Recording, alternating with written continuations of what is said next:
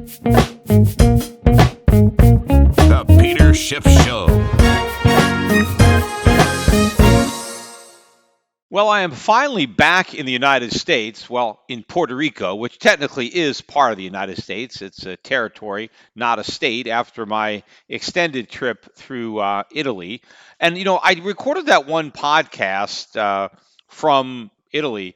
And on the very next day, we had probably the most volatile day in memory. In fact, what happened that morning was we got some weak economic data that came out of China, and then we got some more weak economic data that came out of Germany.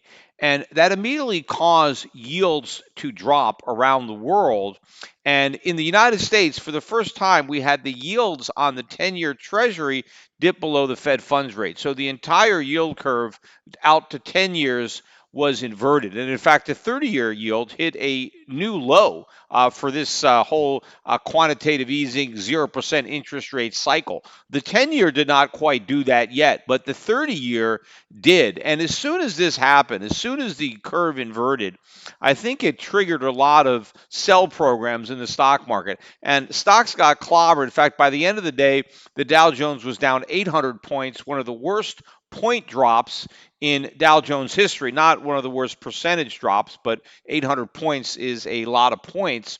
And of course, as soon as this happened, the media began to cover the possibility of a recession to a much greater degree than they had in the past. And if you remember, I said that this was coming. In fact, I said that I thought maybe the media was waiting to flip the narrative on Trump, which is now exactly what they've done. Because all of a sudden, a media which was pretty much buying the booming economy narrative now is questioning whether the economy is actually strong.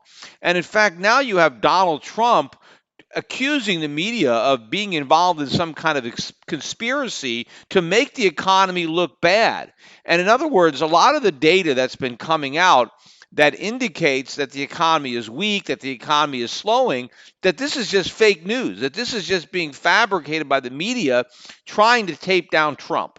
Because obviously Donald Trump knows that he is not going to get reelected if the economy is in recession, or even if the stock market is in an official bear market, because Donald Trump's claim to presidential fame, the reason he believes he is the best president ever is because we have the greatest economy ever and because we have a booming stock market. And he's basically said that stocks going up is an indication that his policies are working.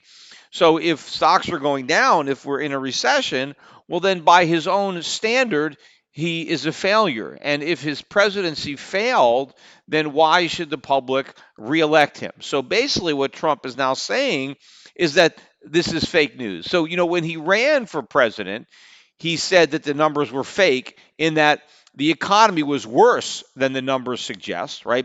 And that I agreed with him at that time, that the economy was not in as good a shape as the numbers were, suggesting.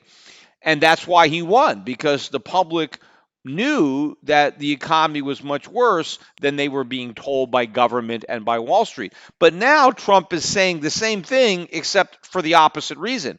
He's saying the economy is much better than what the numbers suggest, right? I mean, for a while, he loved the numbers, right? Especially the low unemployment rate. But of course, he ignored the fact that the unemployment rate, at least the official rate, was dropping during the entire time Obama was president. And when Trump ran, he correctly pointed out that that was a phony statistic. But as soon as he became president and the trend under Obama continued, now he loves those numbers, right? He no longer thinks they're fake because they're his. But now, as you're starting to see evidence that the economy is weakening, and there's plenty of evidence. I mean, look at the retail sales numbers. Look at the numbers that we just got from Macy's. I mean, horrific numbers. And it's not just one retailer.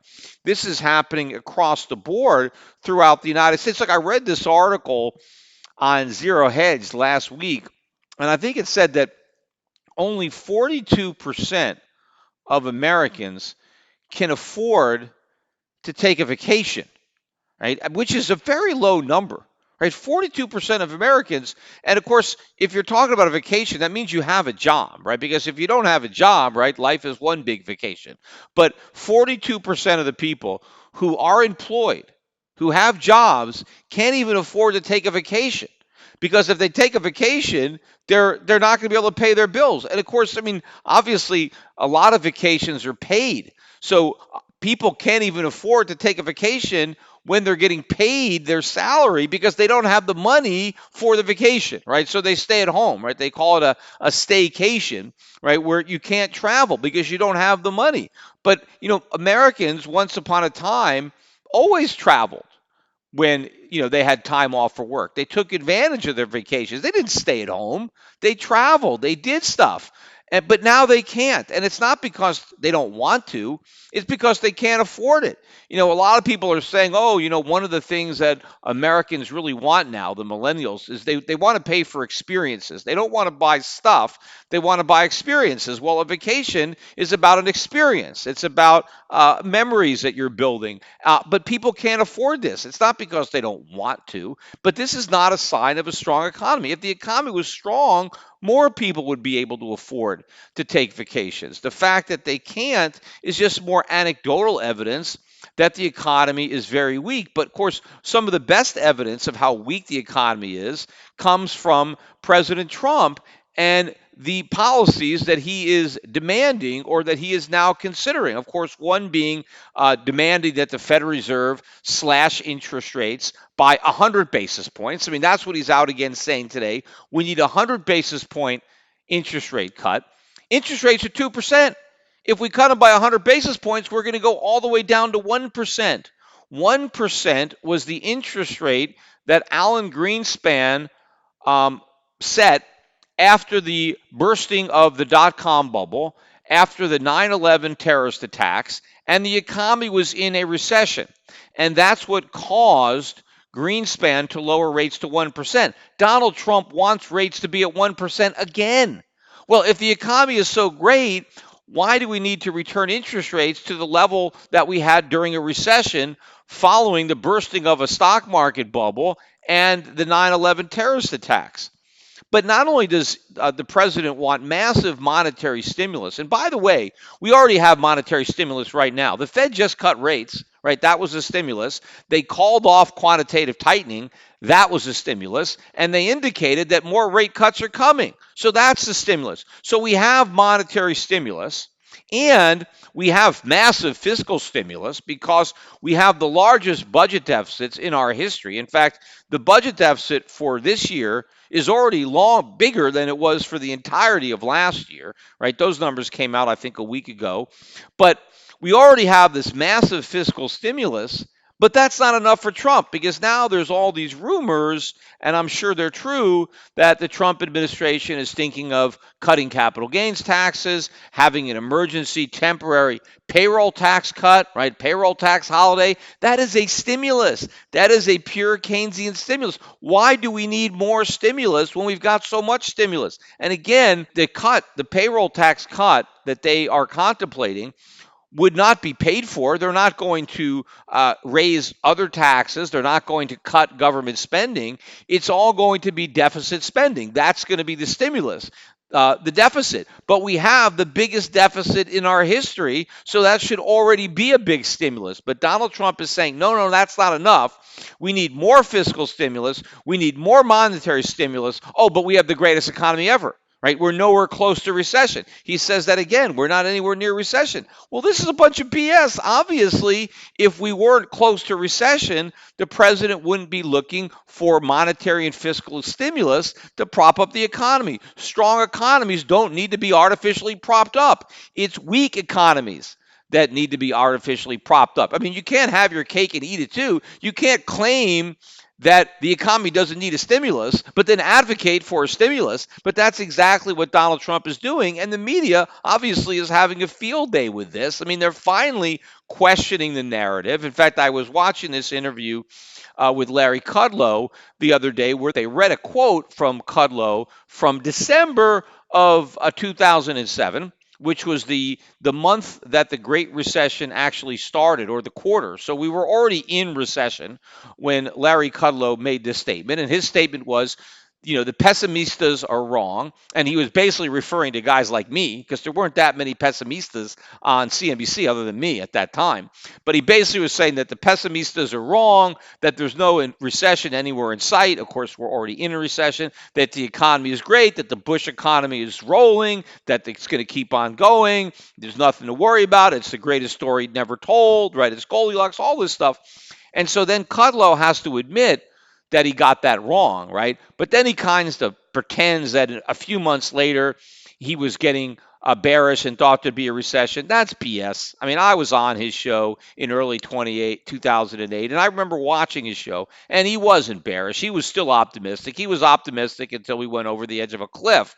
But, one of the things that Kudlow said was that in defense of himself, he said nobody predicted that recession, that nobody, and that he didn't personally know of anybody back then in December of 2007 who was calling for a severe recession, right? Well, I mean, what about me? I mean, what am I, chopped liver? I mean, obviously, he knew about me. I was one person because I was on his show. I mean, not only was I on other shows, but I was going on shows all over the place in 2007 calling for recession. I was on Fox News, I was on CNN, I was on CNBC, and I was on CNBC on Kudlow's show saying that we were headed for a severe recession. In fact, we're putting together a little video that we'll be putting up soon, just showing a little montage of some of my appearances on Kudlow's show. A lot of them I can't even find, but we have a few of them because I know I was on a lot more than the ones we were able to, pick up on YouTube. But it still should be a funny clip because clearly there were people that saw that Great Recession coming. It's just that Kudlow was not among them. And one of the reasons that Larry Kudlow was incapable of understanding how bad the problem was, right? How severe a recession we were headed for back in 2007 was because he was blinded by politics, right? He was a loyal Republican and there was a Republican president, and he felt obligated to talk about how good the economy was because there was a Republican president. Well, if he was that partisan as a TV show host, can you imagine how much more partisan he is today when he actually works at the White House? He works for Donald Trump. So if his partisanship was so strong in 2007 that he couldn't see the financial crisis coming in the Great Recession, obviously, how is he gonna see it now? I mean, he is so far gone at this point. He is so entrenched in this administration, and of course, the only hope that Trump has of a second term is if the voters think the economy is good. And so there's no way that Larry Kudlow is going to acknowledge that there's a problem. Now, if the recession blows up, which it probably will, right, they've already decided what they're going to do, right? They're going to blame it on the Fed, they're going to blame it on China, and then they're going to deny it exists because Trump might say, look, the economy is good. All these numbers are a lie. These statistics are a lie. It's the media out to get me, right? They want to sabotage my reelection, so they want to pretend that the economy is weak when it's actually strong. But I mean, that is probably going to be one of the worst campaign strategies out there. And again, the markets still don't get this, that there is a high probability that Trump is going to lose. And in fact, look at who is shooting up in the polls now is Elizabeth Warren. In fact, I think the online betting markets have her with a higher probability of winning than Joe Biden. And, she's going to be a tough opponent for Trump if the economy is in recession. But again, so will any of the Democratic nominees, as bad as they are. If the economy is in recession, right, he's toast, right? I mean, Trump is right now saying, hey, you got to vote for me because otherwise the economy is going to crash. Well, if it's already crashed, if we're already in a recession, well, then what is the reason that Trump's going to give? But the markets still don't get this, right? All of the people who thought Trump had no chance at winning, and believe me, in 2016, very few people on Wall Street gave Trump a chance of winning, right? They thought he couldn't win, and then he won. Well, now those people think he can't lose. Well, he can lose, and he probably will lose if the recession starts before the 2020 election. And you have a lot of big banks now and big, forecasters who do believe the recession is going to start before the election. Now, they don't realize how severe it's going to be. I hear a lot of forecasts of a recession, and people think that, well, it's going to be a mild recession. Why? Why would this recession be mild? There's no reason to believe that the next recession would be mild. Busts are typically proportional to the booms that precede them, right? The more heroin that you take to get high, the worse it is when you have to come down. I mean, the bigger the withdrawal when the drugs are leaving your system. Well, we've never had this much monetary heroin, right? The amount of stimulus that we had since the '08 financial crisis is unprecedented. Right? They pulled out the stops. They threw everything but the kitchen sink at the economy. QE1, QE2, QE3, 0% rates for all these years. So because of all that stimulus and all the mistakes, remember, the more stimulus you have, the more mistakes you have, right? Like the drunker you get, the stupider you're going to act, right? And the more things you're going to do that you regret the morning after. Well, everything that's been done for the last 10 years, we're going to regret. It's all foolish. It's all a mistake. It was all made by an economy high on, cheap money, on artificially low interest rates and quantitative easing. So, since this was the biggest boom ever as far as how much stimulus was thrown in the economy, and because of that, we made more mistakes, we made bigger misallocations of resources, more malinvestments than ever before.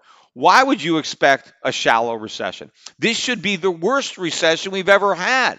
We need a bigger recession to unwind all the imbalances, all the mistakes that were created during this boom. So the people who are predicting recession are half right. They're right that a recession is coming, but they are wrong in their confidence that it's going to be shallow. It's not going to be shallow. It is going to be massive. And of course, I don't think the yield curve is all that important. When it wasn't until the yield curve inverted that everybody started saying, oh, recession, recession, because the yield curve inverted.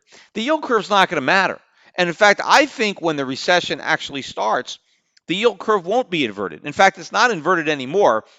Yields backed up a bit since that one day that we actually got the tens below the Fed funds rate. But I do believe that interest rates are going to start to rise. I think the market is wrong in moving interest rates lower. I think they're going to rise, but that's not going to mean there's not going to be a recession. In fact, the markets seem to be taking their cue for the bond market. When interest rates start to rise, the stock market rises because the idea is, oh, rates are rising, so it's okay. There's not going to be a recession. But as rates start to fall, the market is going down because now the market is again afraid that the weakness in the bond market is signaling a recession. Ultimately, we're getting a recession regardless of where rates are. But ultimately, I think that the yield curve will not be inverted when the recession starts. And I think it's going to steepen during the recession because I still believe that it is going to be an inflationary recession. And it's going to be a recession in which the dollar falls. I was listening to an interview on CNBC today with Kyle Bass. And there's a lot of things that Kyle says that I agree with. And he's one of the better guys out there. But one of the things where I disagree with Kyle is his call for a big increase in the dollar because he thinks that the Fed is still going to go to zero. He agrees with me on that we're going back to zero. But he still thinks that yields on U.S. debt will still be higher than the yields on European debt or Japanese debt or German debt. And so all this money is going to come piling into the US dollar to take advantage of these higher yields, which is a bunch of BS because our yields are really not higher than the yields in Germany or Japan.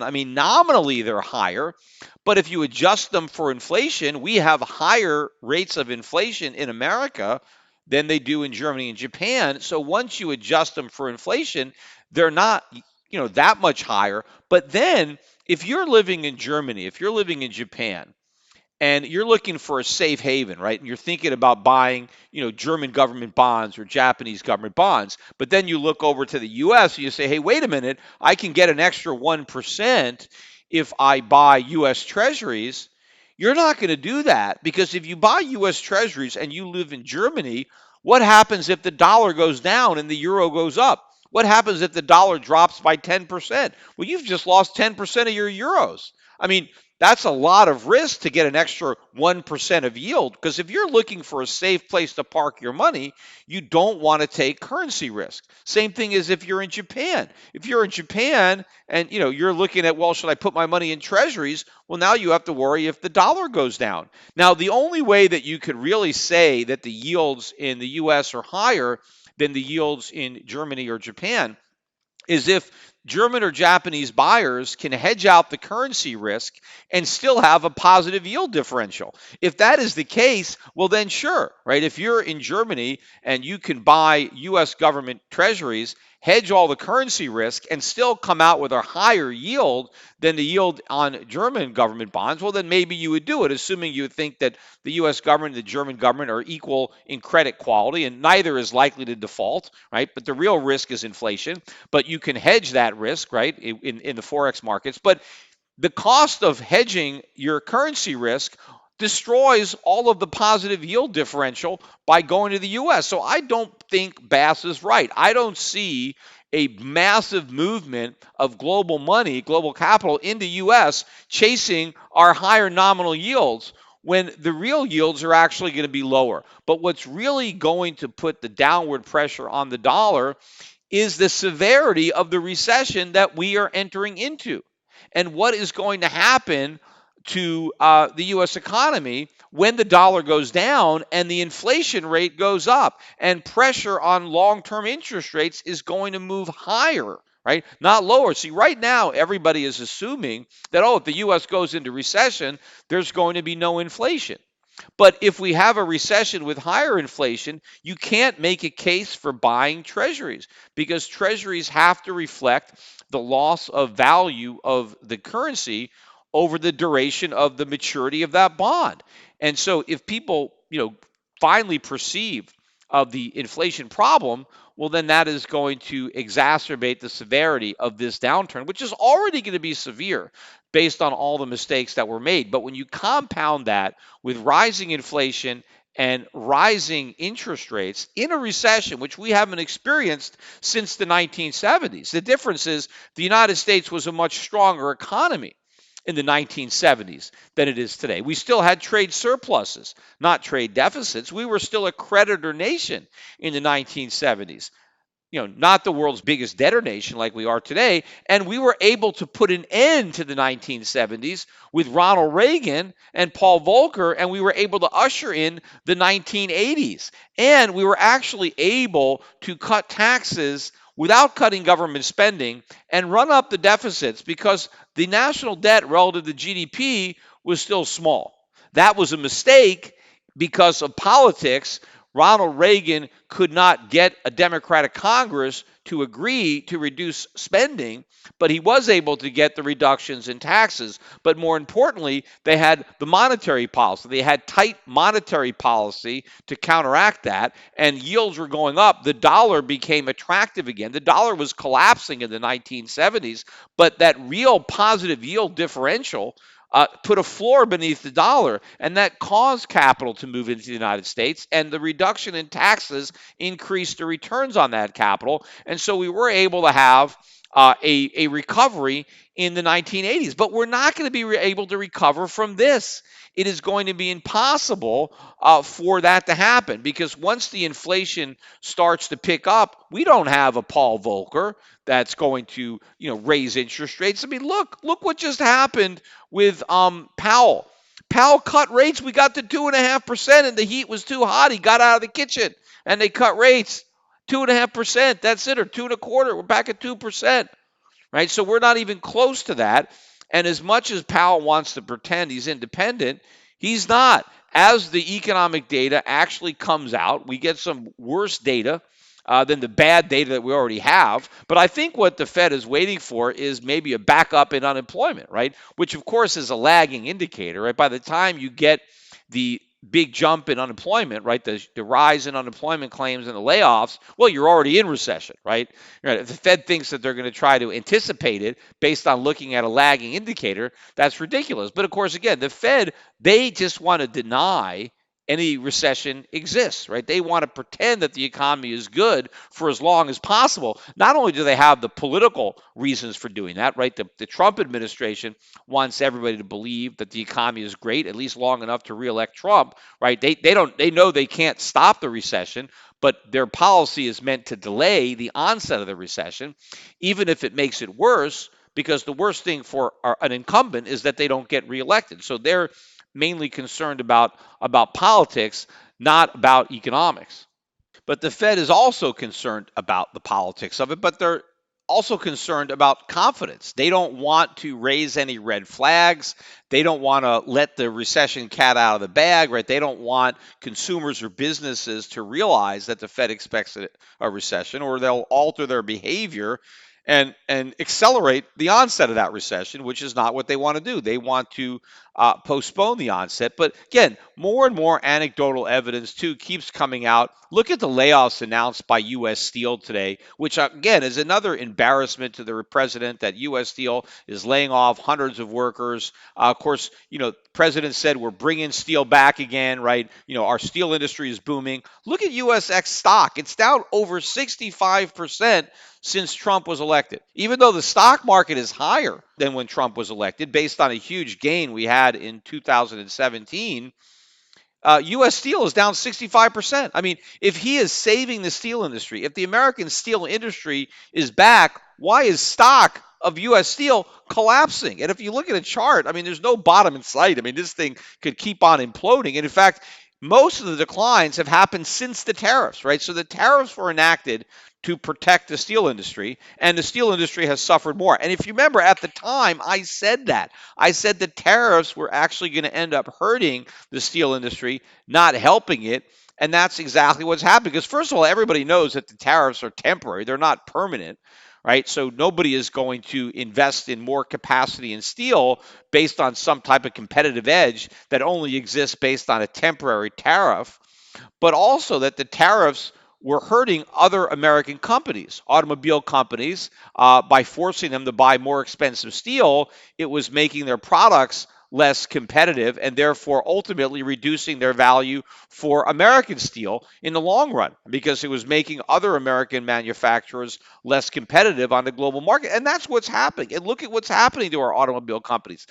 These the only thing propping them up is cheap money. That's it. And the cheap money isn't going to be here forever. In fact, another big problem, or another thing that evidences the big problems in the economy, is look at the Russell 2000. I mean, this thing is down now, about 14% from its high. It's officially back in correction territory, but not too far off from bear market territory. But one of the interesting statistics, and I actually, found this out because my son Spencer pointed it out to me while we were traveling in Italy. But a statistic is that if you look at the Russell 2000 as, in proportion to the S&P 500, right, as a ratio, right, and that would basically be measuring the value of those stocks versus the value of the S&P 500, that ratio is now all the way down to its lowest level since 2009, which was, I think even March of 2009, I think was the time it was maybe lower than it is today, which was, the low that the market made before the huge rebound that we had. That was the absolute low from the collapse of the financial crisis. And of course, when Donald Trump was elected president, everybody thought that the index, or at least after he was elected, right, and once the market rallied, I remember everybody was saying, buy the Russell 2000, because this is a pure play on the Trump boom, right? Because this is domestic stocks. These are, small stocks. I remember Mr. Wonderful, Kevin O'Leary was on CNBC. You got to buy the Russell 2000. You got to buy these small stocks because they're going to benefit from the strong economy. They're going to benefit from the tax cuts. That you don't want to buy the S&P 500 because you got all those multinationals in there and you have to worry about all the problems overseas. So you just want to focus on the pure domestic play to really play the Trump boom. Well, the Russell 2000 has done worse than any of the under index. The worst index you could have bought if you were really bullish on the U.S. stock market, you'd have been better off with the S&P or the Dow than the Russell 2000. And so the Russell 2000 is the one that's the weakest now. Right? So if everybody is saying that it's the global economy that's the problem, why is the Russell the weakest of the indexes? If it's foreign stocks that are the problem, why are the domestic stocks, the ones that don't have any international exposure, why are these ones so vulnerable? In fact, I was watching this guy, Muhammad El-Arian was on CNBC, and he says some of the most ridiculous things. But one of the things that he said is that the U.S., we don't have to worry about all this stuff because America is least dependent on the global economy than any other country, right? It doesn't really matter that other countries are dependent on what happens outside, but America is not. That maybe on the margin it plays a small part, but relative to all the other countries, we're like an island unto ourselves. And so it doesn't matter about global trade, about what's happening in other countries, that we don't depend on the global economy, that we're the most independent nation, which is completely wrong. He's got it ass backwards, right? We depend more on the global economy than any other nation. We are more dependent. We depend on the global economy to produce all the stuff that we consume. All the products that are on all these shelves, we have to import them. And even though maybe those imports themselves represent a small part of the economy, they represent a vital part. And if you pull that part out, the rest of it comes collapsing down because there's a lot of spending and employment that would go away if those imports went away. Because it's not like we can produce the stuff ourselves. We can't. So we rely on foreign nations to manufacture and supply us with all this merchandise. And then we also depend on them to loan us the money. We have these huge deficits, annual budget deficits, trade deficits, national debt, and a large portion of that is financed from abroad. We rely on foreign lending to prop up this economy. Now, what would happen if those foreign lenders went away? Well, interest rates would soar and everything would come collapsing down. Now, the only way to stop interest rates from soaring would be for the Federal Reserve to buy up all those bonds, to monetize all that debt. But then we would have much more inflation. In fact, the main reason that we don't have a lot more of measurable inflation now, apart from the fact that the government is measuring it wrong and deliberately so with their phony CPI statistics, but one of the main reasons is our ability to export all the inflation that we create to the rest of the world. So if we can't export that inflation to the rest of the world, if the world is not willing to import that inflation, well, then the inflation would stay right here. And if we had much higher inflation in the United States, well, Americans would be seeing an even faster degradation in their standard of living. We would see even more upward pressure on interest rates. And this whole economy, this whole house of cards economy, would come tumbling down. So for El-Arian to say that we do not need the rest of the world, that we are less dependent on the rest of the world, shows a complete lack of understanding of the dynamics behind this economy. And that lack of understanding is pretty much shared by everybody. Right? That's why nobody is looking for the right information. Right? All they can see, a negative yield curve. Oh, maybe that means there's going to be a recession. Forget about that. Look at all of the other reasons to believe that there's going to be a recession. The negative yield curve is low on the list of all the things that should be screaming recession. And again, as I said, it'll make sense to me if when we hit a recession, the yield curve is not negative. Right? Because that's what everybody is looking at, right? They think, as long as we have a positive yield curve, we can't have a recession. And that's BS. We're going to have a recession, and the yield curve is going to steepen because it is going to be an inflationary recession. In fact, the gold market and the gold traders still haven't figured this out. Gold is just above $1,500 an ounce. It's been pretty volatile. The trading range has really been, below 1,500, maybe in the high 1490s. Anything below 1,500 or close to 1,500 now is a buy in this range. I think the resistance is maybe around 1,550, 1,540-ish is where we've been trading. But if you look at how gold's been trading, it's really been trading inverse with the stock market, right? When the stock market is up, gold is down. When the stock market is down, gold is up. The Dow was down about 170 points today. About half those losses happened in the last 15 minutes or so. But gold was strong all day, and gold stocks were strong. And so the investors are thinking that, oh, it's good to buy gold when the stock market is going down, but if the stock market's going up, they're selling gold, but they still haven't figured out that it doesn't matter, because the only reason the stock market may go up is because the central banks are going to create more inflation to prop it up. Right? They're going to cut interest rates. They're going to print money. In fact, they're even talking about negative interest rates in the United States. I mean, they're talking about doing this, right? They're trying to reassure the markets that they got plenty of ammunition. Even though rates are at 2%, they can go negative, right? That we're going to have negative interest rates. We're going to have more quantitative easing, right? All this stuff is coming to prop up the economy and the markets, but it's all positive for gold.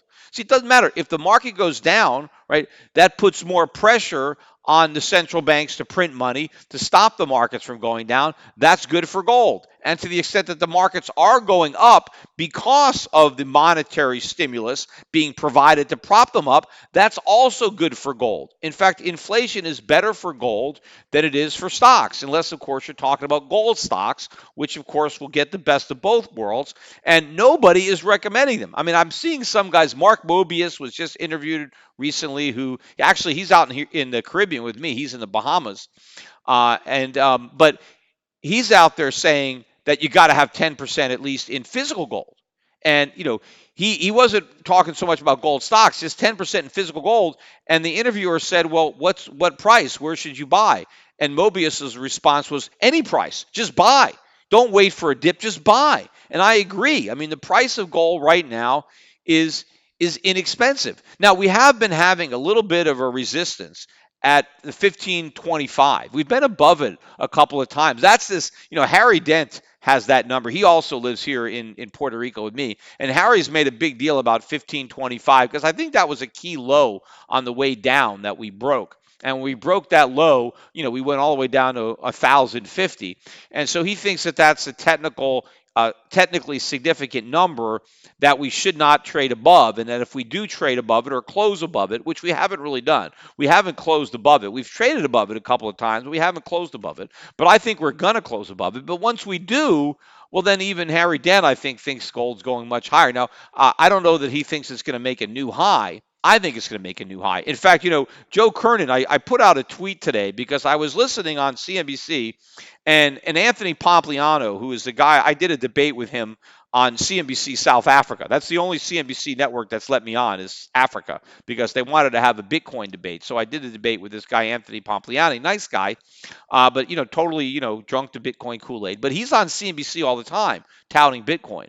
And he was on there with Joe Kernan, and Joe is just eating this stuff up. I mean, he is like, it's a love fest, with Bitcoin and Pompliani. I mean, he's become like one of the biggest Bitcoin, pumpers on television, right? He's, and the Bitcoin community loves him because he's so friendly to Bitcoin.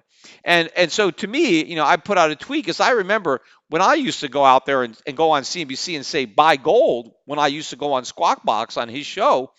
Yeah, he would always give me a hard time. I mean, about it. He would, yet he just lobs softballs at Pompliano. He doesn't give him a hard time. He says, "Oh, this is great. Buy Bitcoin." Meanwhile, Bitcoin is a bubble that's going to pop, just like the .com bubble that he reported on, or the housing bubble. Oh, and by the way, I almost forgot too. On that day that the Dow Jones dropped 800 points with the yield curve inversion, Bitcoin actually dropped by a larger percentage than did the Dow. I mean, Bitcoin was down more than any of these assets. And so I thought it was interesting that on the day that the yuan, broke 7, right, and gold went up and Bitcoin went up, the media, I mean, CNBC in particular, spent a lot more time covering Bitcoin's move up than gold's move up. And it was the new gold, the digital gold, and it's a safe haven, and it's going up because people are worried. Yet when the Dow dropped 800 points, Bitcoin dropped more than the Dow, proving that it's not a safe haven. Gold was up on that day.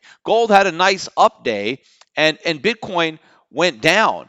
And so where was the coverage? And obviously, again, this proves that it was not a safe haven. In fact, if you go back to the day the yuan broke 7, had you bought Bitcoin that day, it was on a Sunday, had you bought Bitcoin on that Monday or Tuesday, you're down considerably today. Maybe you're down 5 to 10%. I'm not really sure. But the price of Bitcoin initially rose up to 1,200 on, within a couple of days of that move. and then pulled all the way back down below 1,000. Right? It had about a 20% decline if you had bought it as a hedge. I mean, imagine a guy worried about the yuan. The yuan has barely dropped. It hasn't even fallen 1% more than when it was at 7. So imagine a guy trying to hedge a 1% loss and he buys Bitcoin and he loses 20% on his hedge. I mean, you can't hedge something with something riskier than what you're hedging. Gold is higher. Had you bought gold the day after, 2 days after the yuan went through 7, you're ahead a few percent right now. That's an actual hedge. Bitcoin is a gamble. But I remember one of the earliest appearances I made on Squawk Box. He was on there, and Mark Haynes was on there, who passed away, unfortunately, many years ago. But I was on with Mark Haynes, and this is like the second time I was on CNBC, like in 2005. And I said, Mark, gold has gone up about $30, $40 since the last time I was in this studio. And at that time, it had just moved up to 400. It had got above $400 an ounce.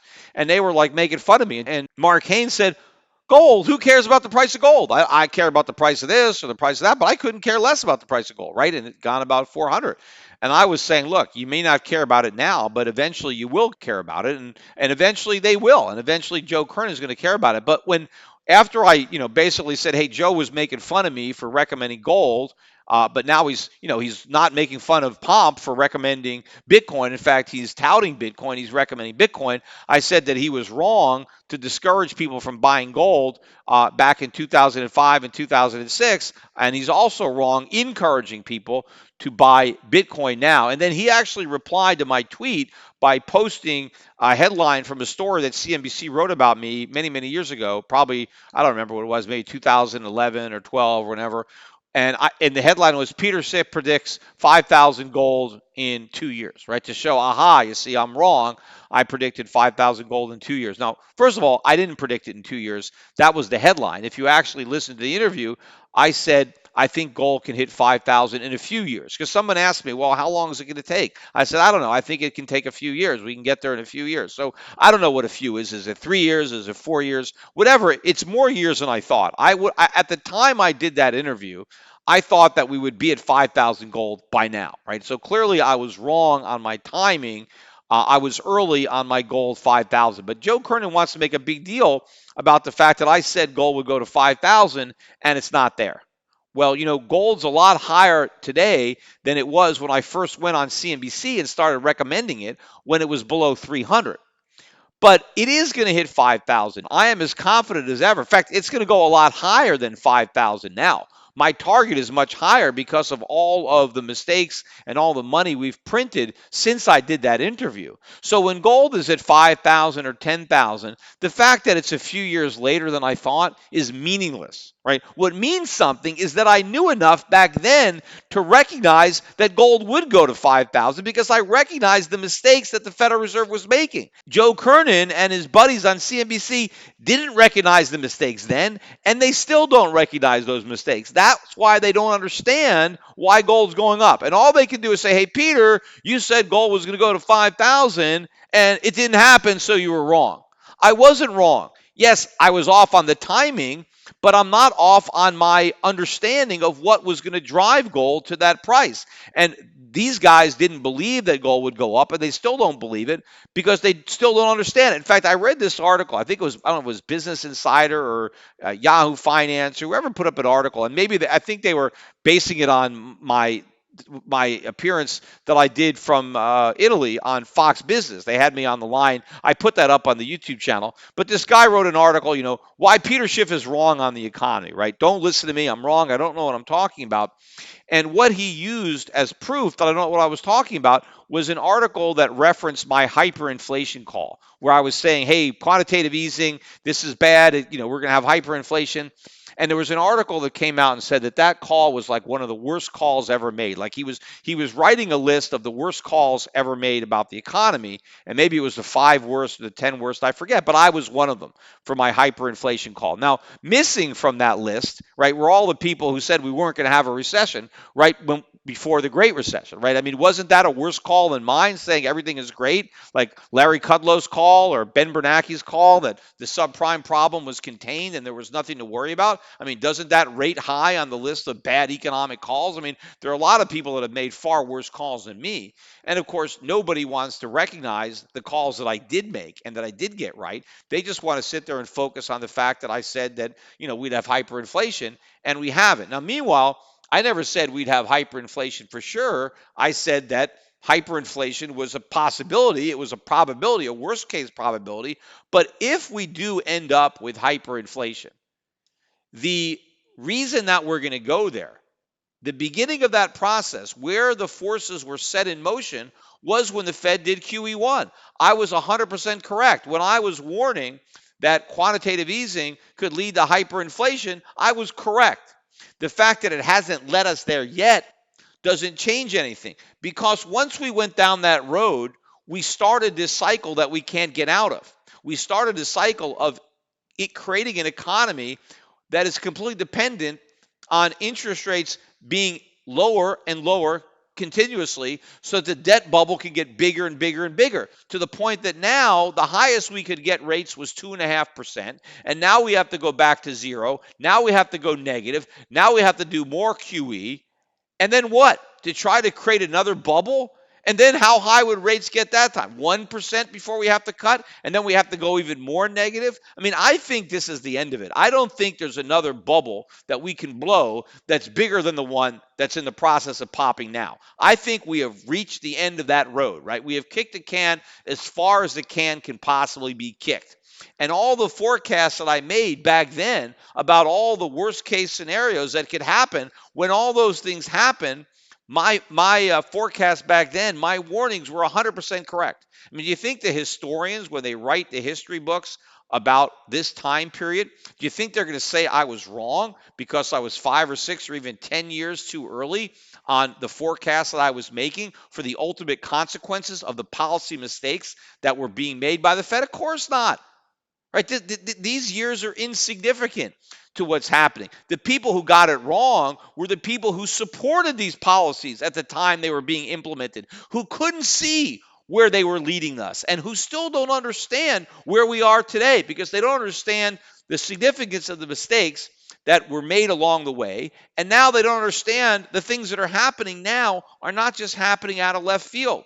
They're happening because of the mistakes that we made. That's why I was able to forecast the 2008 financial crisis. That's why I understood the consequence of the housing bubble, because I understood the mistakes that the Federal Reserve was making to create this problem. I understood that the mistakes and the negative consequences that government policy was having to distort the markets. Well, that understanding didn't go away. I still have the understanding, but what didn't go away was the lack of understanding that everybody had who was blindsided by those events. And now they're just as enamored, right? They're just as clueless because they've had enough of the Fed's cheap money to get drunk again. And now they think everything is great, just the way they thought everything was great in 2007. Larry Kudlow thinks it's all great, just the way he thought in 2007. I think one of the only people who knows it's not great is Donald Trump. Right? Because despite what he's saying, the fact that he's demanding rate cuts, the fact he's demanding deficit busting tax cuts shows that the president knows that we have a bubble. And he knows that time is not on his side because he needs to keep this thing going until after the election. But another reason that this recession is going to be so bad, and I was on, I think, RT on Boom Bust the other day. And again, another guy was on there with me. And he was talking about the fact that this recession would be shallow, which, of course, I said earlier in this podcast, there's no way it's going to be shallow. It's going to be deep. I mean, it's going to be as deep as possible, given how much monetary stimulus was needed to produce the high. This is going to be the biggest hangover yet. But the other reason that this recession is going to be so bad is because it's going to be the catalyst to turn the economy over to the socialists. Why was the Great Recession so long? It was because Herbert Hoover, right, made the mistake of increasing government spending, increasing taxes, trying to do his own versions of bailouts and stimulus, right? The very policies that Hoover used to turn the downturn into a depression, Roosevelt initially criticized all that. He criticized the budget deficits. He criticized the government intervention under Hoover. But then as soon as he won, he repeated the same mistakes, only on a bigger scale. And he made the Depression great. The Depression lasted as long as it did because government got in the way of the free market and didn't let it fix the mistakes that were made during the boom that was a consequence of artificially low interest rates. Well, this recession is going to be even greater because we are going to pass the baton from Trump to a socialist.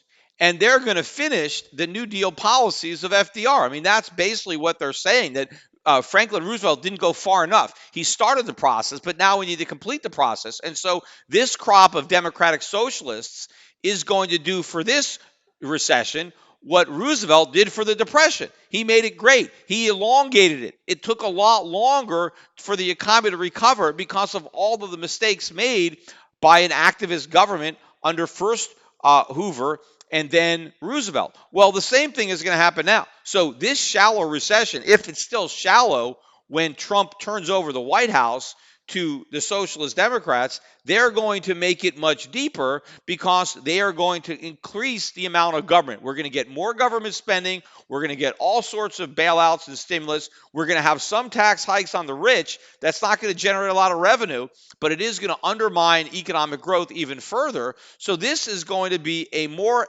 extended contraction than the one that we had in the 1930s. But we are not going to have the benefit of falling consumer prices because we're not on a gold standard anymore.